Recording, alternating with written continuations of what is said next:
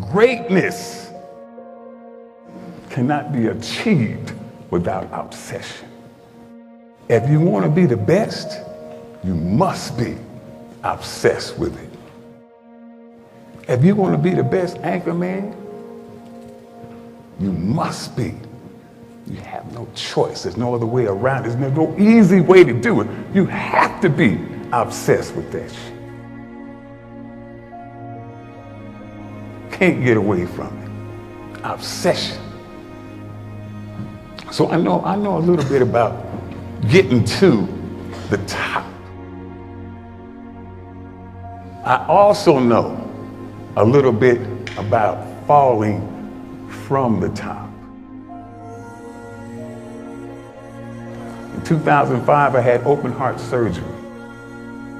During the course of that surgery, I passed away, flatlined, died, whatever you want to call it, 3 times. I used to ask myself, I used to wonder to myself, I used to ask the good Lord, I used to pray, why did this have to happen to me? I felt like I was a pretty good person. For a year and a half after my surgery, 18 months, 6 months I had to spend in a wheelchair. 6 more months, I had to sleep sitting down on the floor with my back up against the wall. Because if I laid down, I couldn't breathe. They had to cut my diaphragm during the surgery. Whole lot of complications. You know, I'd sit there, I'd ask the good Lord, why? Why did I have to go through this? Why? Why did you do this to me? And it got so bad. It was so bad. The pain was so bad. My hurt was so bad. So I used to say, Lord, if I'm gonna have to live like this for the rest of my life, then just take me. I went to one of the many doctor visits that I had at the VA hospital. The young doctor approached me, came up to me and said, CT, I heard that you used to be the champion of the world. And I raised my head up, but I had a little inkling of pride still left. And I said, yes, I'm the one that you heard about. I'm the one that they told stories about. I'm CT Fletcher. He said, what in the happened to you? If that doctor was here today, I would thank him, because his snide comment is what made me determined to no longer ask God, why did he do this to me? From that day on, I wanted to prove that I was still CT Fletcher. I'm not down, I'm not done, I'm not through. It's over when I say it's over. So, my focus, my drive changed. And I no longer had to ask myself why.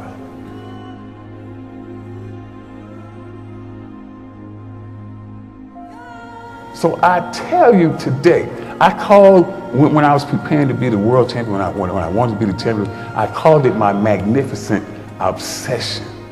I was magnificently obsessed with being the best.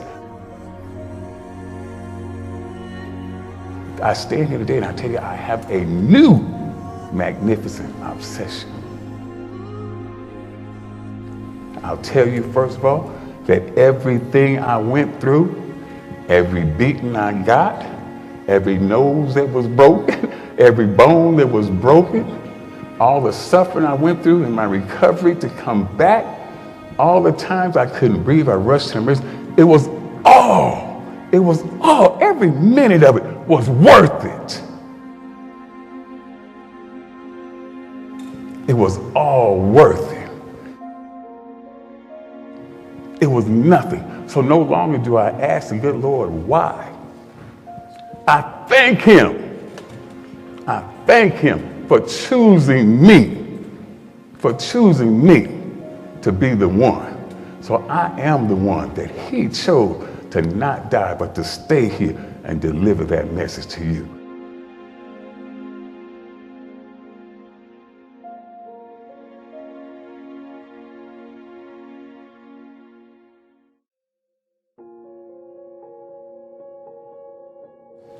I used to walk into a competition and I would say, I am the one. That belongs to me. Because not one of you can outwill me. You may have been born with more genetic prowess than I have. But you cannot out-determine me. You can't outwill me. You can't out-want me. You can't outwork me. You can't out-desire me. This top spot, this number one, that's mine.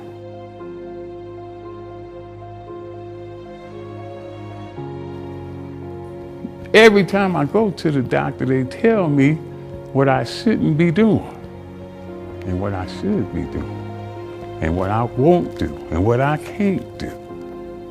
And I politely go out and do whatever I want to do. And I'm gonna do that until they throw dirt on top of me. This is my life. And I choose to live it the way I want to live it. It's impossible. I've heard that so many times. It's just impossible. Can't be done.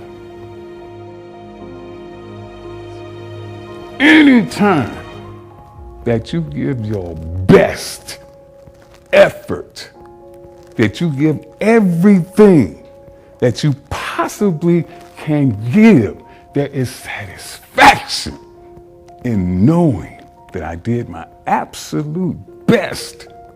I did all I could do. There's victory in that. There's satisfaction in that. Have you ever went out for something or tried to do something, and when you got home quietly in your room, you knew that you had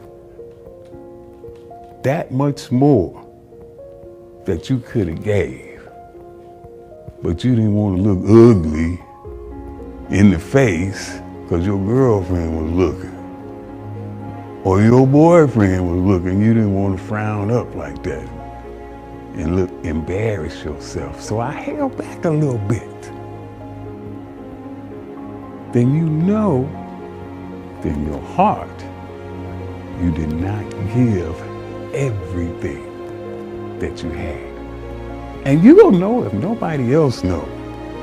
You'll know, oh man, I could have done a little better than that. I could have tried a little harder. And if I had, I promise you that you would have been satisfied with your effort. Effort is so important. It is so important, the effort that you give. My last competition, I was unsuccessful in my attempt, but I consider it my greatest competition. Why, CT? You didn't get it. Because the day before that competition, my doctor looked me in the face and he said, if you go out there and you try to bench press 705 pounds, it's gonna kill you. Your valve is too weak, it'll be too much of a strain, it will explode right there on the stage and you're gonna die in front of all them people. That's my doctor told me that. Are you crazy? I have trained my whole life for this. I have devoted my life to this. This is the reason for my existence. This is why I am here. And you asking me if I am going to compete? He looked at me like I was crazy, and I'm looking at him like he's crazy.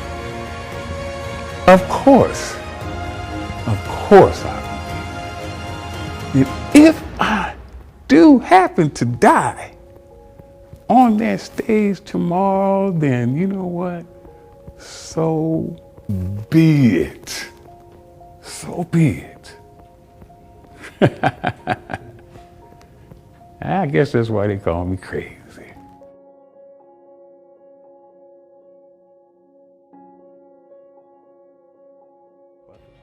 Well, thank you motherfuckers for watching CT Fucking Motivation on YouTube. Like, subscribe, don't subscribe. I don't give a fuck either way. But what you do need to do is take your punk ass over to ctfucking.com and buy something. Cause I fucking said so.